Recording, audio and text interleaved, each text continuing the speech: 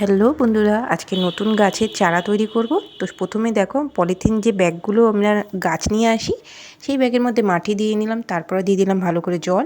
একটাতে লাগাবো হচ্ছে লঙ্কার চারা, এটাতে করলাম লঙ্কার চারা লাগাবো।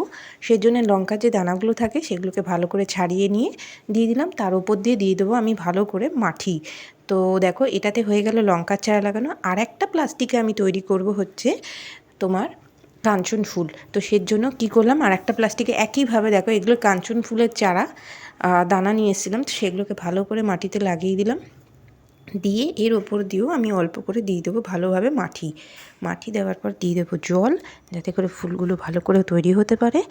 আর তোমরা যদি একটা টিপস বলে দিচ্ছি, নতুন নতুন যখন গাছ নিয়ে আসবে তো তার যে প্লাস্টিকগুলো আছে সেগুলোকে ফেলবে না, পলিব্যাগগুলো, তার মধ্যেই তোমরা নতুন করে চারা তৈরি করতে পারো। তো দেখো ভালো করে জল দিয়ে দিলাম, দিয়ে দেওয়ার পরে এইগুলোকে হালকা ছায়া জায়গায় রেখে দেবো।